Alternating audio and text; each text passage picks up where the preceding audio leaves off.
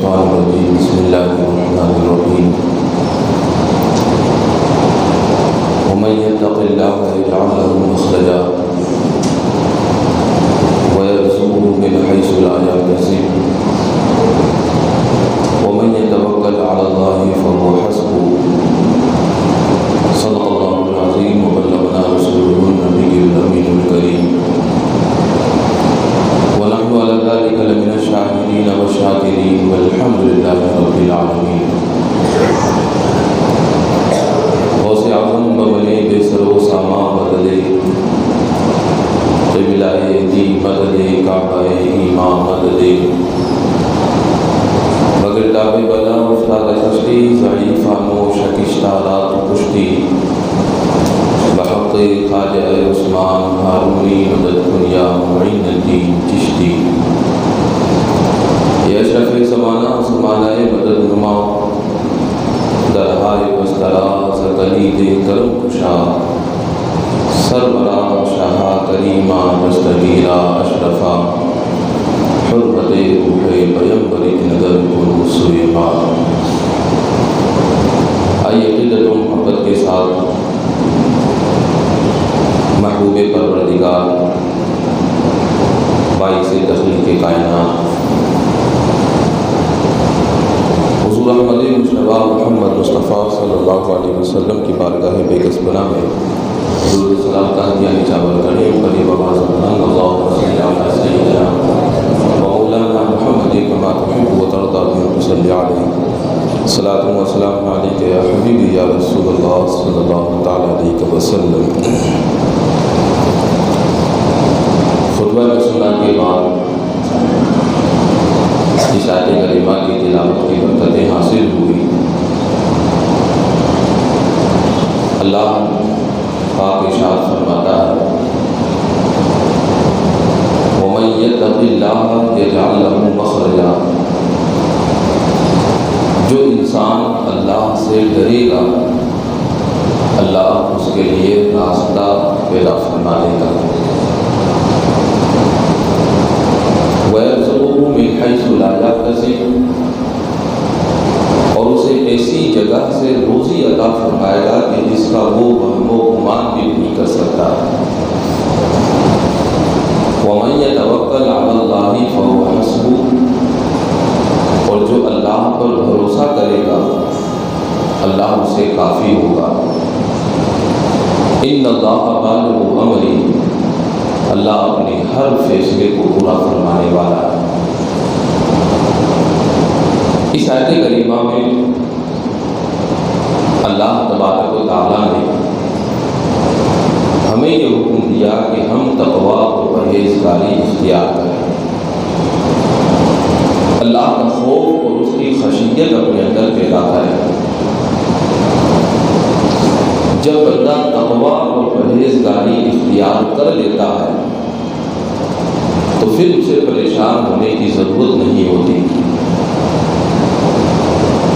پھر چاہے کائنات کی ہر چیز اس کے پیچھے پڑ جائے، لوگ اسے پریشان کرنے لگ جائیں، حاسدین کثرت کے ساتھ بڑھنے لگ جائیں، لوگ اپنی مکاریوں اور فریب کاریوں کے ذریعے سے اسے اپنے جالوں میں پھنسانے کی کوشش کرنے لگ جائے، اور کتنی بھی بڑی مصیبت اس انسان کے لیے لا کر کھڑی کرنے کی کوشش کر دے. وَمَن يَتَّقِ اللَّهَ يَجْعَلْ لَهُ مَخْرَجًا. اگر وہ انسان متقی پرہیزگار ہے تو اللہ تعالیٰ غیب سے ان تمام مشکلوں سے نکلنے کا اس کے لیے راستہ بنا دیتا ہے. اور جب بندہ تقویٰ اور پرہیزگاری اختیار کرتا ہے، شریعت کے دائرے میں رہ کر وہ رزق حلال کی تلاش کرتا ہے، تو اللہ کا یہ وعدہ ہے وَيَرْزُقْهُ مِنْ حَيْثُ لَا يَحْتَسِبُ. اللہ ایسی جگہ سے اسے روزی عطا فرمائے گا کہ بندہ اس کا وہم و گمان بھی نہیں کر سکتا کہ اللہ نے یہ روزی مجھے کس طرح عطا فرمائی. وَمَن يَتَوَکَّلْ عَلَى اللَّهِ. اور جو بندہ اللہ پر بھروسہ رکھے، محنت کر رہا ہے، کوششیں کر رہا ہے، اللہ کی ذات پر بھروسہ ہے اور اسی کے بھروسے پر بندہ کام کر رہا ہے، تو یہ نہ سوچے کہ وہ ناکام ہوگا یا وہ فیل ہو جائے گا، بلکہ اللہ فرماتا ہے کہ اللہ اس کو کافی ہے اور اللہ تعالیٰ غیب کے ذریعے سے اس کا ہر کام بناتا ہوا نظر آئے گا۔ اور اللہ تعالیٰ کا جو کام ہوتا ہے وہ عاجز نہیں ہے، اسے کوئی مجبور نہیں کر سکتا، اسے کوئی معذور نہیں بنا سکتا۔ ان اللہ بالغ امرہ، اللہ اپنے ہر کام کو اس کے انجام تک پہنچا کر رہتا ہے۔ تو اس لیے بندے کو یہ چاہیے کہ وہ تقویٰ اور پرہیزگاری اختیار کرے، اللہ کی ذات پر بھروسہ رکھے۔ جو روزی اس کے پاس آنے والی ہے وہ آ کر رہے گی، بندہ اس کے لیے غلط راستہ اختیار نہ کرے۔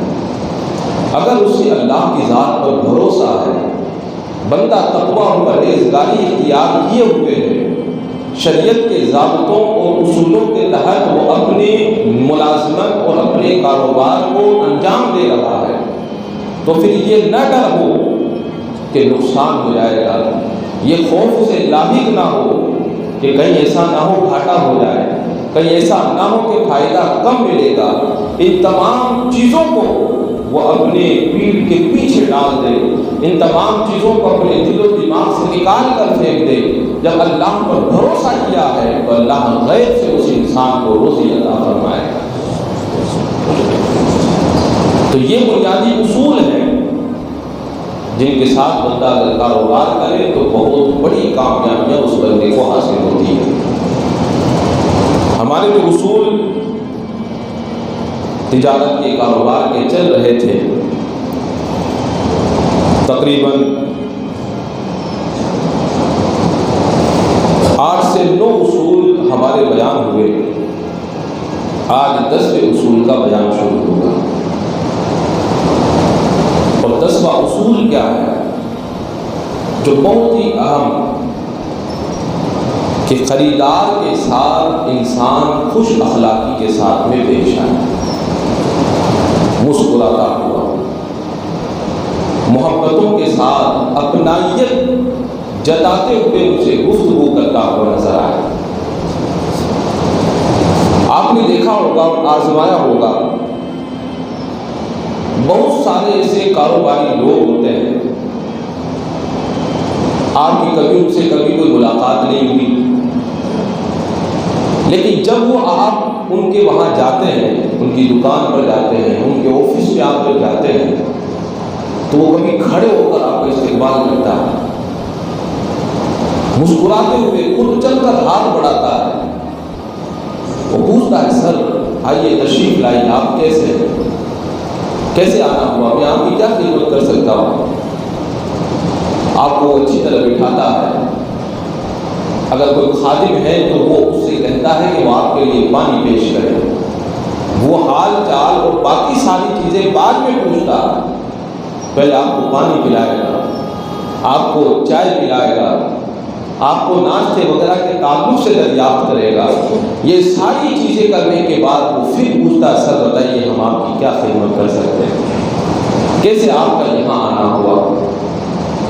اب اگر آپ کوئی کام بتاتے ہیں تو بڑی ہی محبتوں کے ساتھ میں آپ کے اس کام کو پورا کرتا ہے، اور اگر وہاں آپ کا کوئی کام پورا نہیں ہوتا، آپ کو کچھ سودا لینا ہے، وہ سودے کی بات وہاں پر طے نہیں ہو پاتی ہے، تب بھی وہ انسان بڑی خوشی کے ساتھ میں آپ کو رخصت کرتا ہے، وہ پھر درخواست کرتا ہے سر اگر پھر ہمارے لائق کو خدمت کرو آپ ضرور آئیے گا اور ضرور ہمیں موقع دیجیے گا، اور اس طرح اپنی محبتوں کا آپ کو غلام بنا کر بھیجتا ہے کہ آپ اس کاروبار کو جس مقصد کے لیے آئے تھے وہ بھول کر آپ اس کی اداؤں پر قربان ہو جاتے ہیں، اور اتنے قربان ہو جاتے ہیں کہ اگر لینے کا ارادہ بھی نہیں ہوتا ہے تو آپ سوچتے نہیں کہ آپ لینا تو اسی سے ہے، آدمی بڑا اچھا ہے، بڑی محبتوں کے ساتھ میں اس نے مطلب عزت دی ہے، اس نے اکرام کیا، اس نے تعظیم کی، اس نے محبتوں کے ساتھ ہمارا استقبال کیا۔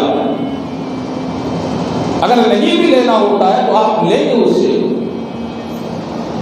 اور وہ انسان بھی بڑی محبتوں کے ساتھ میں ان کا طور طریقہ ایسا ہوتا ہے کہ آپ کو اگر نہیں بھی لینا ہے یا جس ریٹ میں آپ کو لینا ہے اور وہ اگر تھوڑی زیادہ ریٹ مانگ رہا ہے تب بھی آپ کو زیادہ ریٹ دینے کے لیے اس کو تیار ہو جاتے ہیں۔ آپ میڈیسن دوائی خریدنے کے لیے کسی دکان پر جاتے ہیں، ایک دکان آپ کے گھر کے پاس میں، لیکن آپ اس پہ نہیں جاتے ہیں۔ چاہے آپ کو اپنے گھر سے 1 کلومیٹر کا سفر طے کرنا پڑے، آپ اسی دکان پر جائیں گے کہ جس کا تال میل آپ سے ملتا ہو، جو آپ سے مسکرا کر بات کرتا ہو، آپ کی بات رکھتا ہو، آپ کے ساتھ محبتوں کے ساتھ میں پیش آتا ہو، آپ کا خیال رکھتا ہو، آپ کی عزت کرتا ہو، آپ کی حیثیت کو سمجھتا ہو۔ اگر آپ کو راشن پانی بھی لینا ہے تو آپ اس دکان پر جائیں گے کہ جہاں آپ کی قدر کی جاتی ہے، جہاں آپ کی بات سنی جاتی ہے۔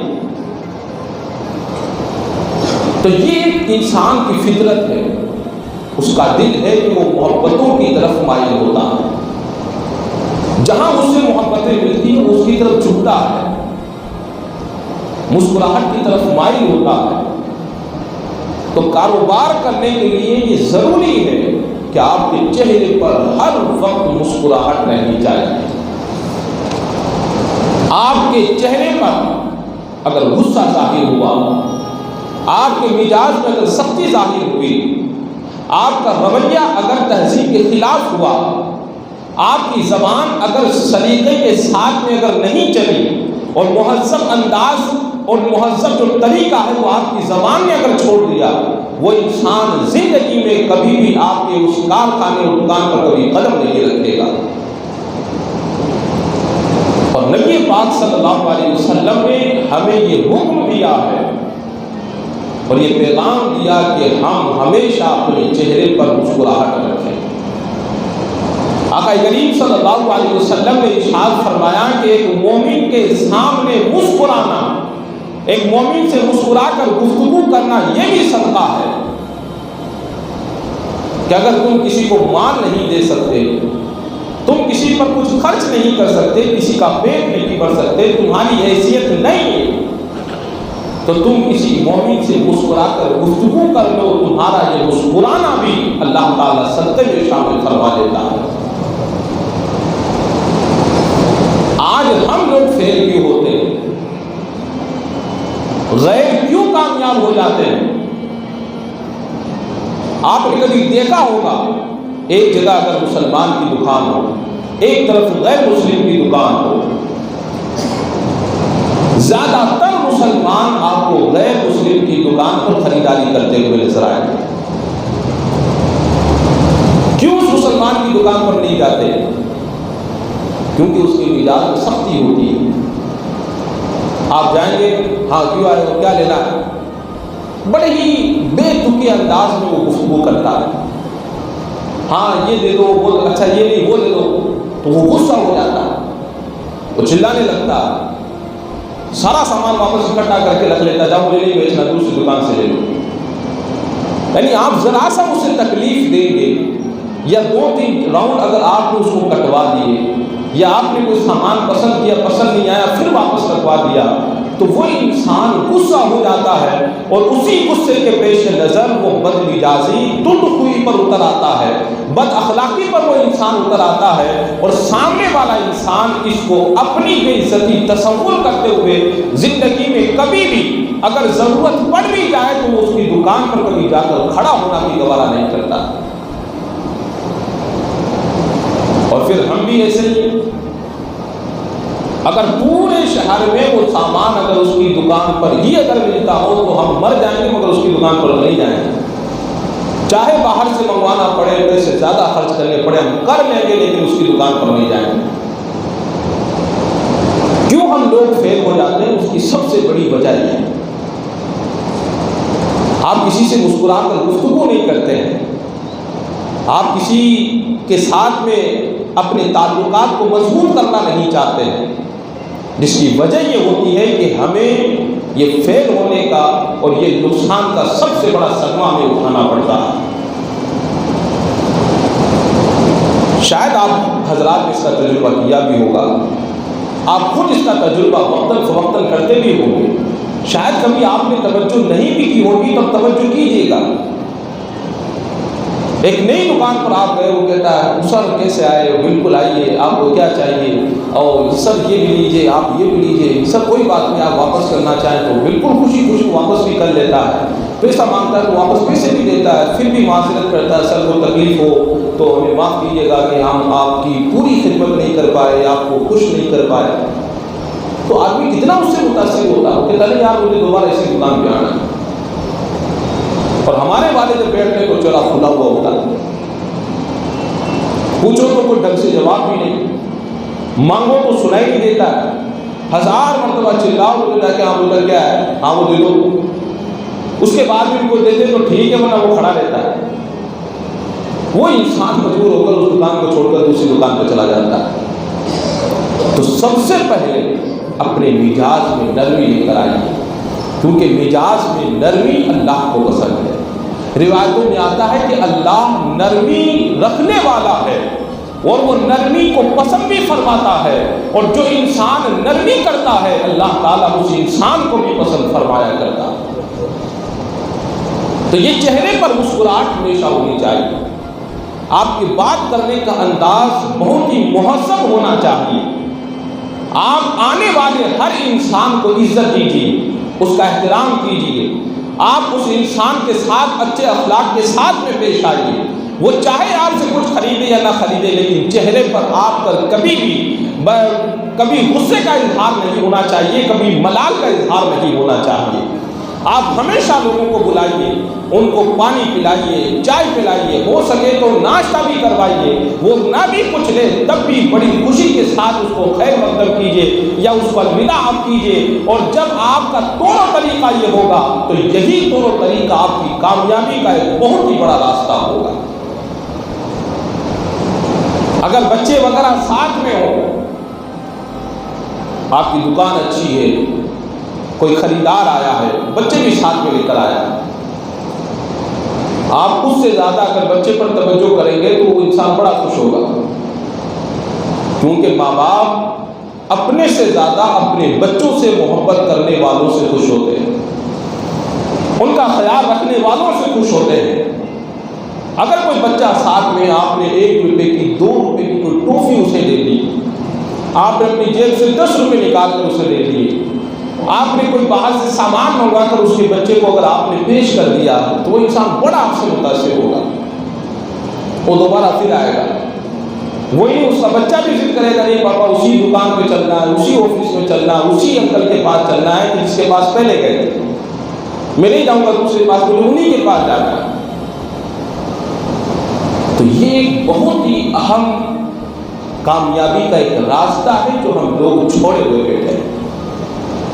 ہم نے خود ہماری آنکھوں سے ایسے دکانداروں کو دیکھا ہے کہ جہاں پر پاس میں دکان ہے اور دونوں کے پاس ایک ہی طرح کا مال ہے، لیکن یہ ادھر والا جو غیر مسلم ہے با اخلاق ہونے کی وجہ سے کامیاب ہے، اور جو مسلم ہے وہ بد اخلاقی کی وجہ سے یا اس کے پاس مسکراہٹ نہ ہونے کی وجہ سے، تند خوئی بد مزاجی کی وجہ سے وہ ناکام ہے، اور وہ ہمیشہ یہاں بیٹھ کر یہ کوستا رہتا ہے کہ مسلمان ہو کر بھی مسلمان کو سپورٹ نہیں کرتے۔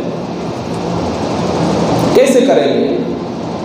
آپ بھی تو ویسے ہونے چاہیے، آپ کا اخلاق و کردار بھی تو ویسا ہونا چاہیے کہ لوگ آپ کے پاس آئیں، اور انسان ہمیشہ نرمی کو پسند کرتا ہے، اچھے اخلاق کو پسند کرتا ہے۔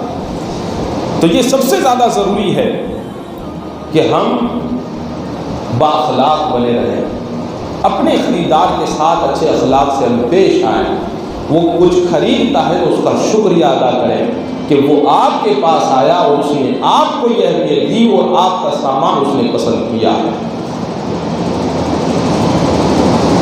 پھر آگے جب ہم چلتے ہیں، کبھی ایسا ہوتا ہے کہ آپ نے کوئی سامان تو بیچ دیا اور وہ لے کر چلا گیا، لیکن بعد میں اس کو پسند نہیں آیا تو وہ واپس لے کر آتا ہے۔ ایک کامیاب کاروبار کرنے والے انسان کا یہ طریقہ ہوتا ہے کہ وہ اپنے گراہک کو کبھی بھی ناراض نہیں کرتا، وہ ہمیشہ اس کو خوش رکھتا ہے اور اس کو خوش رکھنے کے طریقے اپناتا ہے۔ وہ چاہے کتنا بھی غلط کیوں نہ ہو، لیکن اس کی غلطی پر بھی یہ خود معافی مانگتا ہے اور مسکرا کر اچھے اخلاق کے ساتھ اس کے ساتھ گفتگو کرتا ہے۔ آپ نے بڑی بڑی 5 اسٹار ہوٹلیں دیکھی ہوں گی، بڑے بڑے آپ نے مالز دیکھے ہوں گے، آپ نے ہوائی جہاز میں سفر کیا ہوگا، وہاں جتنے ملازمین ہوتے ہیں ان کے بولنے کے انداز پہ کبھی آپ نے توجہ کی کہ وہ کیسے بولتے ہیں، وہ کیسے آپ کی جی حضوری میں شریک رہتے ہیں، وہ کیسے مسکراہٹ کے ساتھ آپ کا استقبال کرتے ہیں۔ آپ کی غلطی پر بھی وہ آپ سے معافی وہ مانگتا ہے، کیوں؟ کیونکہ وہ آپ کو تکلیف دینا نہیں چاہتے، وہ آپ کی سہولیات کی ہر ایک ممکن کوشش کرتے ہیں۔ وجہ کیا ہے؟ تاکہ آپ دوبارہ پھر یہی نہ آئے۔ تو اگر کوئی انسان سامان خرید کر لے کر چلا بھی جائے، پھر اگر وہ واپس کرتا ہو تو پھر ہمیں اس سامان کو، اگر کوئی خرابی اس سامان میں پیدا نہ ہوئی ہو تو وہ سامان ہمیں واپس لے لینا چاہیے۔ کیوں؟ آقا کریم صلی اللہ علیہ وسلم نے ارشاد فرمایا کہ اگر کوئی اپنے بے کو، اپنے معاملے کو اور اپنے اس معاہدے کو اگر ختم کرنا چاہے اور اس خریداری کو منسوخ کرنا چاہے تو جو بیچنے والا ہے اسے چاہیے کہ وہ اپنے مسلمان بھائی کی مدد کرے اور اس معاملے کو ختم کر کے اس کی مشکل کو آسان کر دے، اور جو بندہ مومن اس طرح کسی کا سامان واپس لے لے تو اللہ تعالیٰ اس بندے کی ایک مصیبت اور پریشانی کو دور فرما دیتا ہے، کیونکہ اس نے اپنے مسلمان بھائی کی تکلیف کو دور کیا، اس کی پریشانی کو دور کیا، تو اللہ تعالیٰ اس بندے کی پریشانی اور تکلیف کو دور فرمائے گا۔ اور رب عز و جل جب پریشانی اور تکلیف کو دور فرماتا ہے تو وہ دنیا کی تکلیفیں بھی دور فرماتا ہے اور آخرت کی تکلیفیں بھی دور فرماتا ہے۔ تو یہ بھی ایک تجارت کا اصول، کاروبار کا طریقہ ہونا چاہیے۔ ایسے نہیں کہ بیچنے کے بعد ہم مال کسی کے ہتھے چڑھا دیا اس کے بعد نہیں، ہم تو نہیں لیتے، ہم واپس تھوڑے لیں گے۔ جب آپ نے بیچا تھا تو بڑے ہی اچھے انداز تھے آپ کے، جب وہ واپس دینے آیا تو آپ کا تیور بالکل بدلا ہوا اس کو نظر آیا۔ وہ سمجھ جائے گا کہ انسان پہلے بڑا چاپلوسی کے ساتھ میں پیش آ رہا تھا، اس کا اصل روپ تو اب دکھائی دے رہا۔ ہوتا ہے نا کبھی کبھی جب سامان بیچتے تو بڑی جی حضوری کے ساتھ سامان بیچ دیتے، جب واپس آتا ہے تب اپنا اصلی روپ دکھاتے ہیں، تب اس کے سامنے پھر ظاہر ہوتے ہیں، پھر گالی گلوچ شروع ہو جاتی ہے، ہاتھا پائی شروع ہو جاتی ہے، نہ جانے کس کس طرح کی حرکتوں پر ہم اتر آتے ہیں۔ یہ طریقہ کبھی بھی نہیں ہونا چاہیے۔ آپ بیچیں تب بھی آپ کا رویہ وہی ہونا چاہیے، کوئی سامان واپس کرنے آ جائے تب بھی آپ کا انداز، آپ کا رویہ وہی ہونا چاہیے، تاکہ وہ انسان بار بار آپ ہی کے پاس آتا رہے۔ اگر گراہک آپ کے پاس نہیں آئے گا، خریدار نہیں آئے گا تو آپ کس کو لے کر اپنا سامان بیچیں؟ اور دنیا کے جتنے بھی کامیاب ترین لوگ ہیں انہوں نے اپنے خریدار کو کبھی بھی نقصان نہیں پہنچایا، کبھی انہیں ناراض نہیں کیا ہے، ہمیشہ انہیں فائدہ پہنچانے کی کوشش کی، ان کو راضی رکھنے کی کوششیں کی ہے، اور اس طریقے سے وہ ہمیشہ اپنے کاروبار کے اندر ترقیوں کی راہوں پر گامزن رہے۔ تو یہ ایک طریقہ ہمارے اندر اس کا ہونا بہت زیادہ ضروری ہے۔ پھر ایک اصول یہ ہے کہ اپنے کام میں انفرادیت پیدا کریں، کچھ انوکھا اپنے کام میں پیدا کریں، آپ جدت پیدا کریں۔ ہوتا کیا ہے کہ کبھی جیسے ایک دکان کھل دی، دوسری دکان کھل گئی، ایک کاروبار شروع ہوا، اس کو دیکھ کر دوسرے نے کاروبار شروع کر دیا۔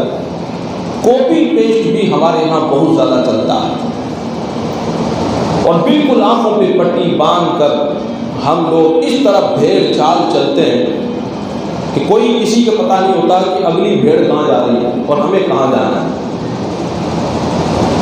ایک بندے نے باڑے کا کام شروع کیا، اس نے کہا باڑے میں بہت کمائی ہے، دوسرے لیں، پھر تیسرے لیں، چوتھے لیں، اب جس کو دیکھو وہ باڑا کھول کر بیٹھا ہے۔ جب پھول پتیوں کا کام مکرانے میں پہلی مرتبہ شروع ہوا تھا تو اس کو دیکھ کر، اس میں کمائی کو دیکھ کر ہر کوئی اس میں گھستا رہا، اور اتنا گھسا کہ اس پورے کام کا بیڑا غرق کر دیا۔ یہ حال باڑے والوں کا ہے، اور اس طرح لوگوں نے پورے گھڑائی کے کام کا بیڑا غرق کر رکھا۔ اس طرح کوئی بھی کام ہوتا ہے تو ہمارے یہاں کاپی پیسٹ بہت زیادہ ہوتا ہے۔ محلے میں کسی ایک نے اگر گولی مفلی کی دکان کھولی ہے تو دوسرا دیکھ کے تو اچھا کماتا ہے، کتنا غلہ ہو جاتا ہے 5000 کا، اگلے دن وہ دکان کھول لیتا ہے، اس کو دیکھ کر تیسرا کھول لیتا ہے، یہاں تک کہ چوتھا، گھر میں ایک ایک گولی مفلی کی دکان کھول کر بیٹھ جاتا ہے۔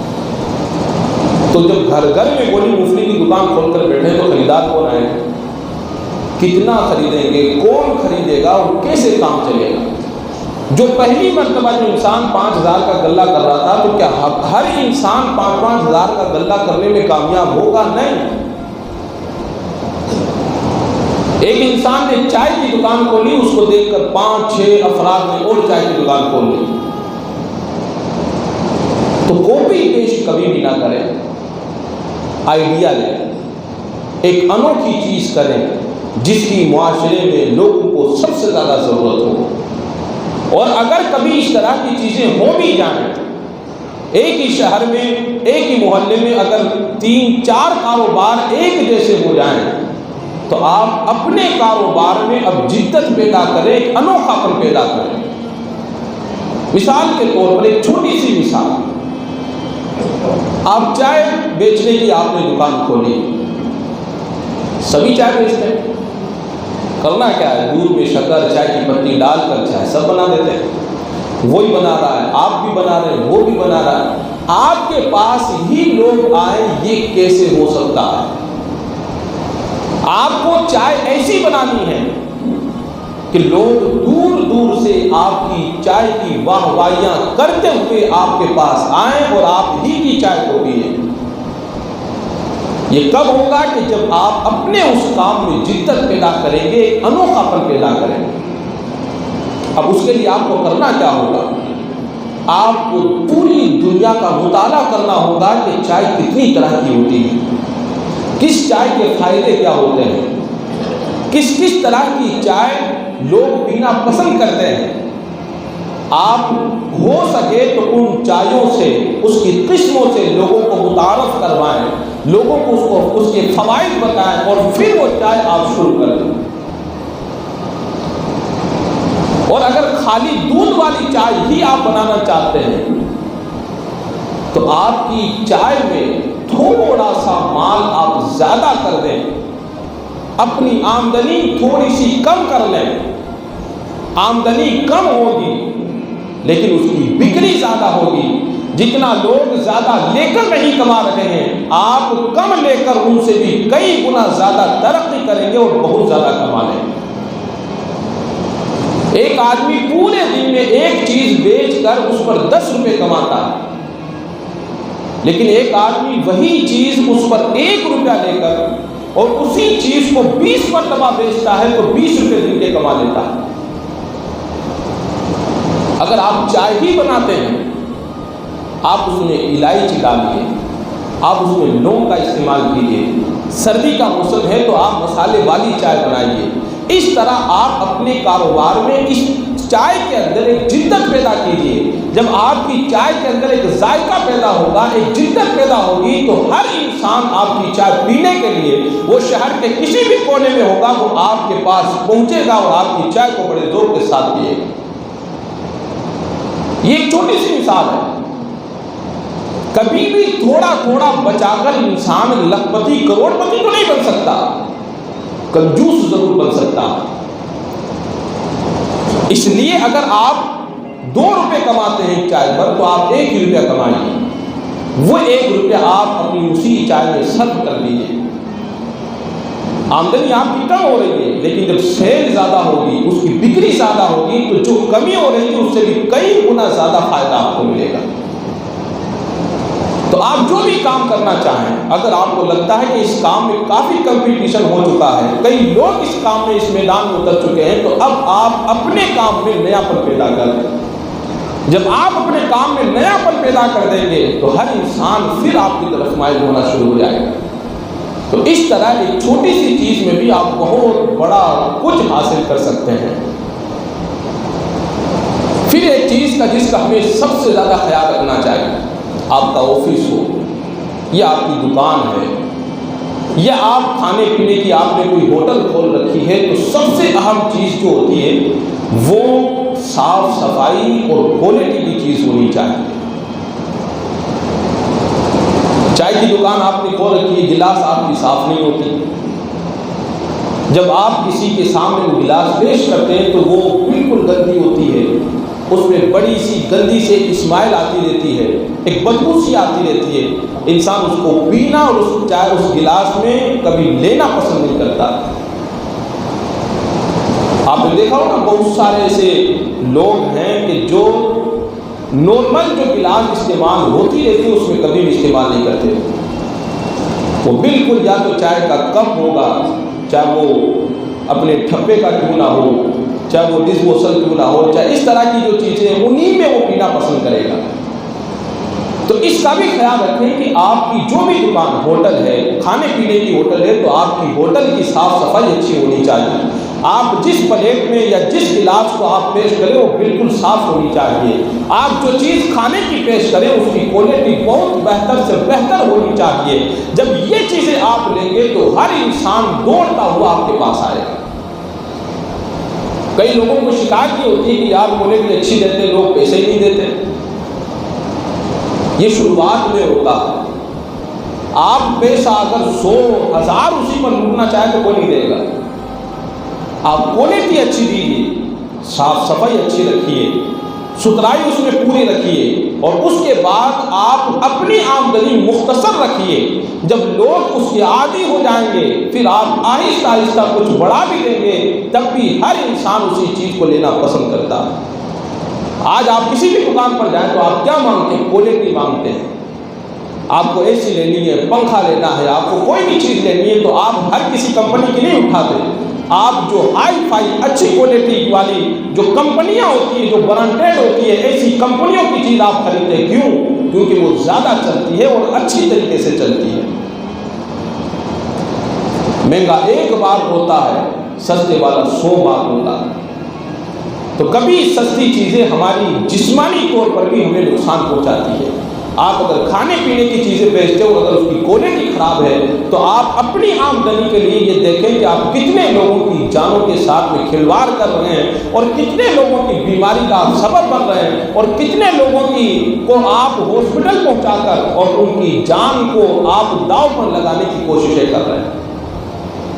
اس لیے صاف صفائی کا خیال رکھیں، کوالٹی کا آپ پورا کا پورا خیال رکھیں۔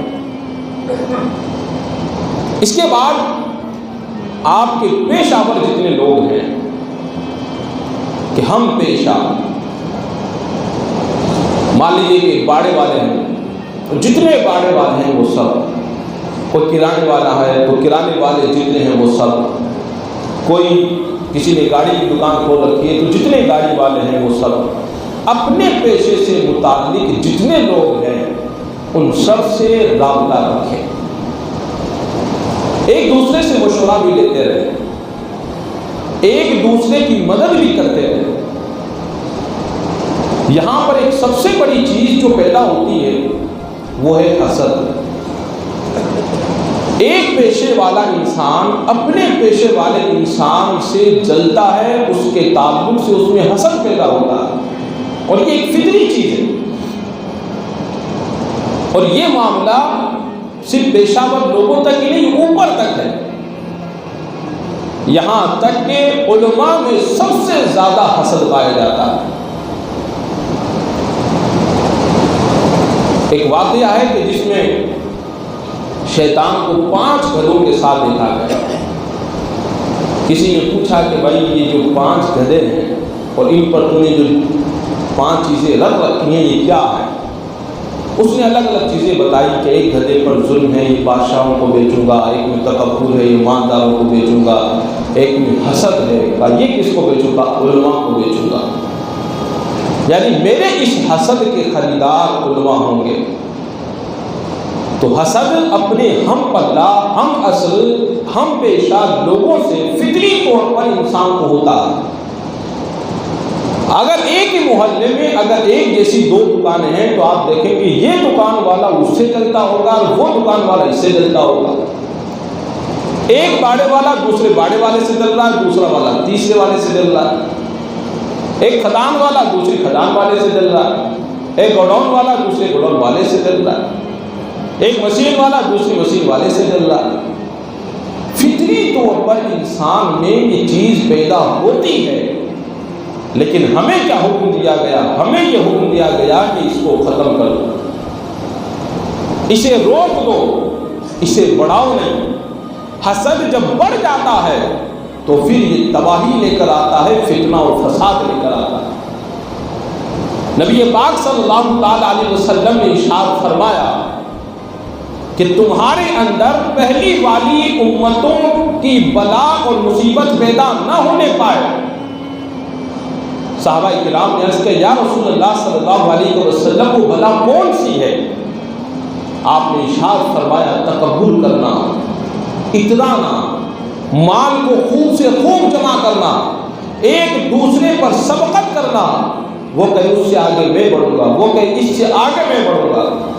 کہ جب یہ چیزیں تمہارے اندر پیدا ہو جائے گی تو پھر تمہارے اندر حسد پیدا ہو جائے گا، اور جب تمہارے اندر حسد پیدا ہو جائے گا تو پھر تم ایک دوسرے پر ظلم کرنے لگ جاؤ گے، اور جب تم ایک دوسرے پر ظلم کرو گے تو وہیں سے فتنہ اور فساد کی شروعات ہو جائے گی۔ اور یہ وہ چیزیں ہیں جو دین کو مونڈ دیتی ہے، دین کو بالکل صاف کر دیتی ہے۔ اور آج ہماری تباہی کی وجہ کیا ہے؟ یہی حسد ہماری تباہی کی سب سے بڑی وجہ ہے۔ نبی پاک صلی اللہ تعالی علیہ وسلم ارشاد فرماتے ہیں کہ لوگ اس وقت تک بھلائی پر رہیں گے جب تک وہ حسد نہ کریں۔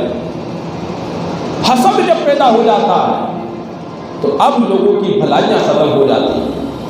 اب کیا ہوتا ہے کہ ایک دکان والا دوسرے دکان والے سے، ایک کمپنی والا دوسری کمپنی والے سے، ایک باڑے والا دوسرے باڑے والے سے جب جلنے لگتا ہے، اب اس کی غیبتیں کرتا ہے، اب وہ اس پر الزام لگاتا ہے، اب وہ اس کی ٹانگ کھینچتا ہے، اب وہ اس کو ناکام کرنے کے لیے، اس کو تباہ کرنے کے لیے ہر قسم کا ہتھکنڈا اور ہتھیار اپنانے کی کوشش کرتا ہے، یہاں تک کہ خود تباہ ہوتا رہتا ہے، اس کی اسے پرواہ نہیں ہوتی، اور اپنی ساری محنت ساری طاقت اس انسان کو تباہ کرنے کے اندر مصروف کر دیتا ہے۔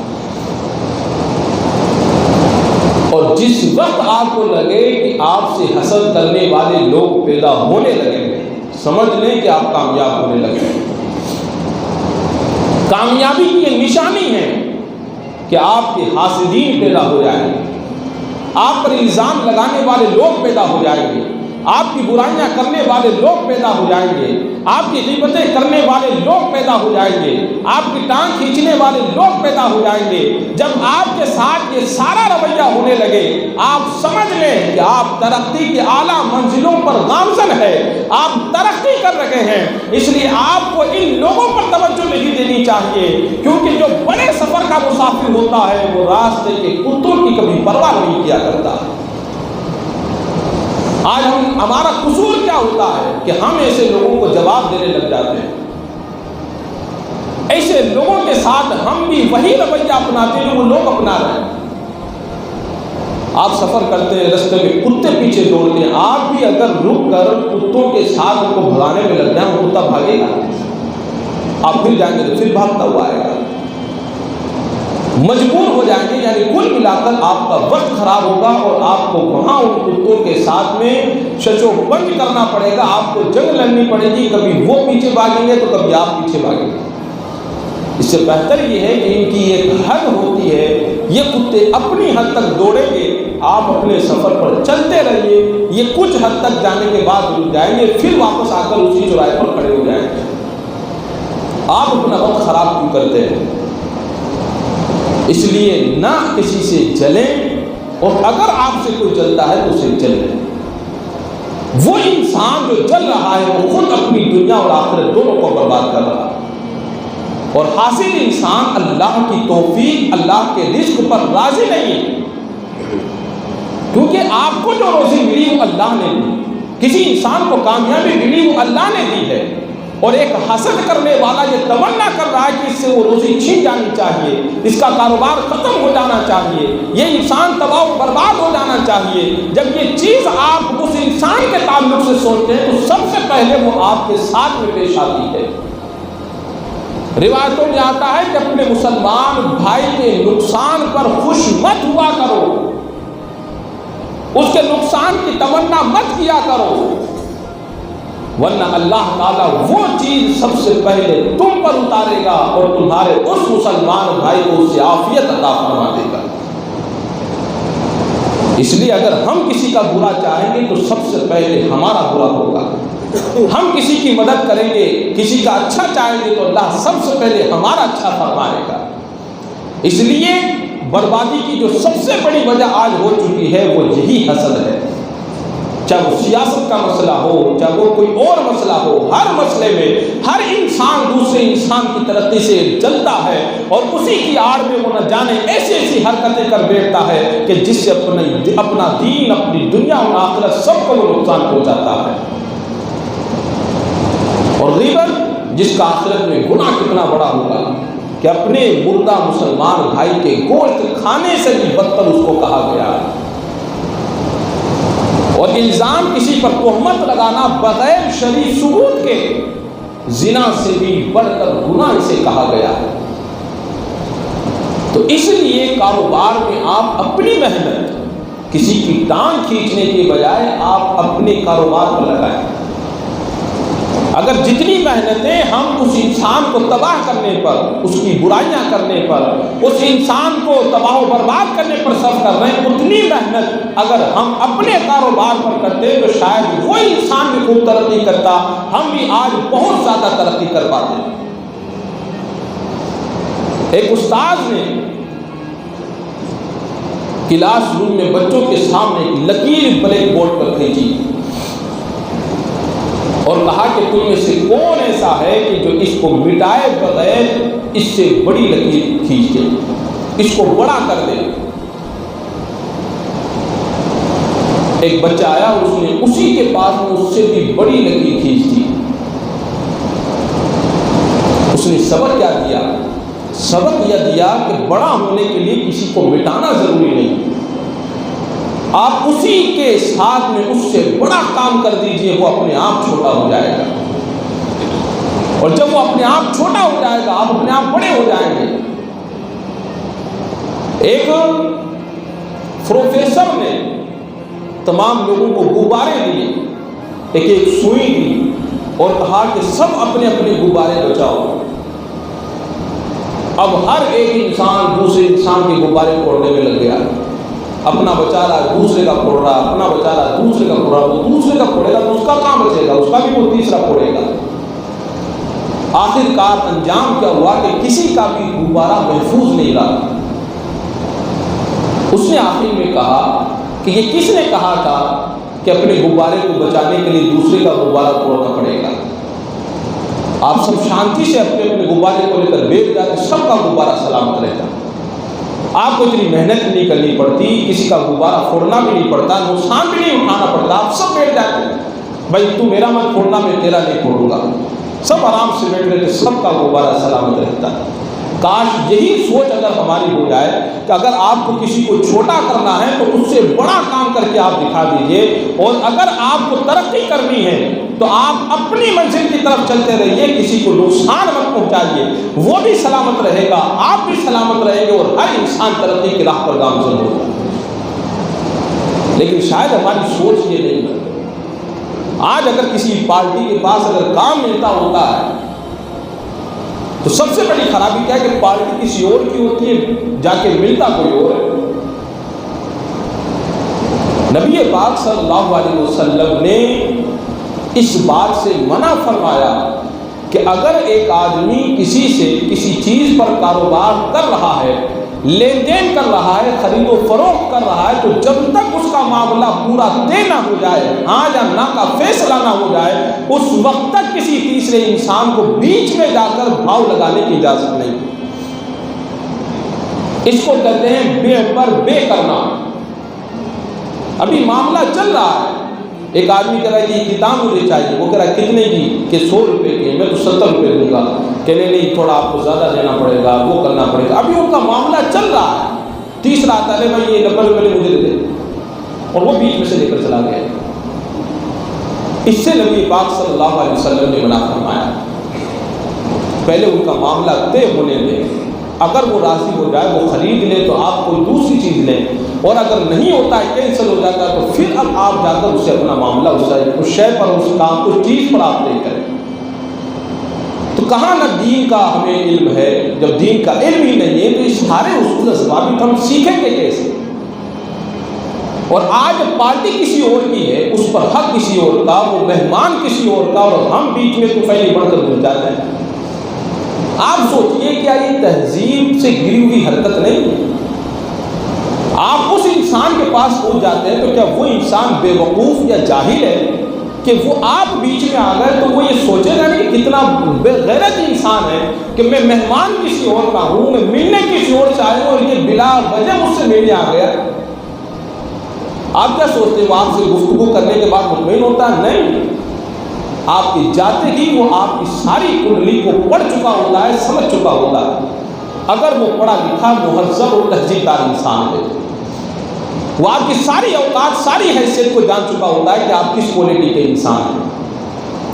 اچھا، ملنے جانے کے بعد پھر اس کے بعد آپ کرتے کیا ہیں؟ جس نے بلایا ہے وہ جس سے ملنا ہے اسی کی برائیاں شروع کر دیتے ہیں، اور وہ تو ایک نمبر کا چال باز ہے، دھوکے باز ہے، اس کے پاس تو کچھ بھی نہیں ہے، یہ نہیں ہے، وہ نہیں ہے، فلاں نہیں ہے، اور اس طرح ہزاروں قسم کے جھوٹ، تہمتیں، الزام اس پر لگا کر اس کی غیبتیں کرنے کے بعد کوشش یہ کرتے ہیں کہ یہ کام ہم لے لیں۔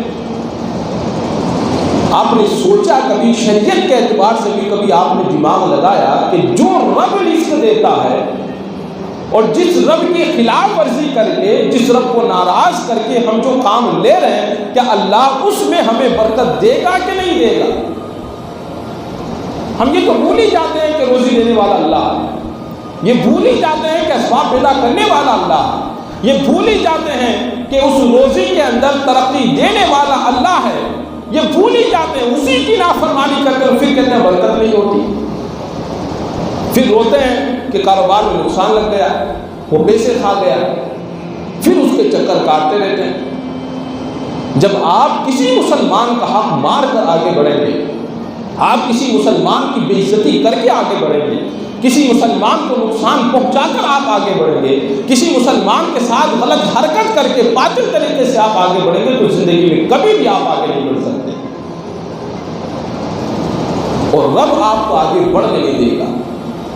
آپ بڑھ بھی گئے اپنے خیال میں تو حقیقت میں آگے بڑھنا نہیں ہوگا، وہ رب کے عذاب کا راستہ ہوگا جو شروع میں آپ کو بڑا سہانا لگ رہا ہوگا، لیکن اس کا انجام آپ کے لیے اتنا بھیانک ہوگا کہ آپ نے کبھی سوچا بھی نہیں ہوگا۔ اس لیے خدا را ایک دوسرے کی مدد کریں، ایک دوسرے کی ٹانگ کھچائی نہ کریں۔ آقا کریم صلی اللہ علیہ وسلم ارشاد فرماتے ہیں، اذا کان العبد فی عون اخیہ کان اللہ فی عونہ، کہ جب مسلمان بندہ اپنے مسلمان بھائی کی مدد میں لگا رہتا ہے تو خدا اس کی مدد میں لگا رہتا ہے، اور جس کی مدد خدا کرتا ہو بھلا اسے نقصان کون پہنچا سکتا ہے، اسے پیچھے کون دھکیل سکتا ہے، اسے پیچھے کون ہٹا سکتا ہے، اس کی ترقی میں رکاوٹیں کون پیدا کر سکتا ہے کہ جب رب کائنات خود اس بندے کی مدد کا وعدہ فرما رہا ہے۔ تو اس لیے حسد کو ترک کریں، اللہ کی ذات پر بھروسہ رکھیں۔ اگر کوئی کام ہے آپ اپنی ریٹ ان کے سامنے رکھیے، اپنی کوالٹی ان کے سامنے رکھیے، اور پوری ایمانداری اور وقت کا پورا خیال کرتے ہوئے ساری چیزیں سامنے رکھیے، اور پھر اس کے بعد اللہ کی ذات پر بھروسہ رکھیے۔ اگر مل جاتا ہے تو آپ اس کام کو انجام تک پہنچائیے، نہیں ملتا ہے تو اس کے لیے غلط راستہ اختیار مت کیجیے۔ اور آج اس کا نقصان کس کو اٹھانا پڑ رہا ہے؟ پوری قوم مسلم کو اٹھانا پڑ رہا ہے۔ آج جتنے باڑے والے سب پریشان ہیں، وجہ کیا ہے؟ ہم ہی لوگ اپنے پاؤں پر کلاڑیاں مار رہے ہیں۔ کیوں ہمارے مزدوروں کی تنخواہیں کم ہیں؟ کیونکہ ہم مال کم پیسوں میں اٹھا کر لاتے ہیں۔ اور ہم کیوں کم پیسوں میں اٹھا کر لاتے ہیں؟ یہی کہ اگر میں نے نہیں اٹھایا تو وہ اٹھا لے گا، وہ کہتا میں نے نہیں اٹھایا تو وہ اٹھا لے گا، میں نے نہیں لیا تو وہ لے لے گا۔ اسی چکر کے اندر اور اسی خوف میں، اسی ڈر کے اندر ہر ایک انسان کم سے کم ریٹ میں کام لانے کی کوشش کرتا ہے، اور پھر اس کا نقصان بھی اٹھاتے ہیں۔ پھر ریٹ کم، پتھروں پہ ریٹ کم، مزدوروں کی مزدوری کم، اور پھر اس کے بعد وہ الگ سے جو کھا جاتا ہے وہ الگ ہے۔ اور پھر اس کے بعد میں وہیں کہ وہیں اتنی محنت کرنے کے بعد میں وہی کہ وہی رہتے ہیں کہ جہاں ہم تھے۔ تو خدا را ایک دوسرے کی مدد کریں، کیوں نہ ایسا کوئی انتظام، جتنے باڑے والے ہیں، جتنے گوڈاؤن والے ہیں، وہ سب مل کر ہر ایک چیز کا ایک متعینہ طور پر ایک ریٹ طے کر لیں کہ اس ریٹ سے نیچے مارکیٹ میں کوئی بھی انسان کوئی کام نہیں کرے گا۔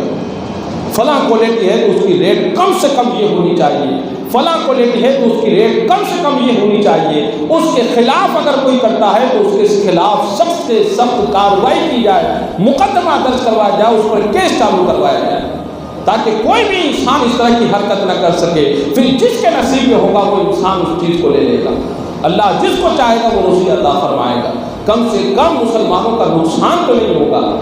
دبتا کون ہے؟ کھان والا بھی دبتا ہے، پھر مزدور بھی دبتا ہے، ہم بھی دبتے ہیں، اور پھر اس کے بعد میں نہ جانے کہاں کہاں ہم ہی لوگوں کو نقصان اٹھانا پڑتا ہے۔ سامنے والا تو کام اتنے میں ہی ہمیں دے گا جتنے میں ہم لینا چاہیں گے، شرط یہ ہے کہ ہم اپنے آپسی یہ ساری رنجشیں اور یہ جو لوٹ ماری ہے اسے ہم سب سے پہلے اپنے اندر سے ختم کریں۔ اللہ تبارک و تعالی ہم سب کو ان باتوں پر عمل کرنے کی توفیق عطا فرمائے۔ بڑی کوششیں کی جاتی ہیں کہ یہ چیزیں جلد سے جلد پوری ہوں، لیکن بڑا ہی لمبا یہ آہستہ آہستہ میٹر ہوتا جا رہا ہے۔ اللہ توفیق دے اور اللہ تعالی ہم سب کو ان باتوں پر عمل کرنے کی توفیق عطا فرمائے۔ استغفر اللہ ربی من کل ذنب و اتوب الیہ۔ السلام علیکم۔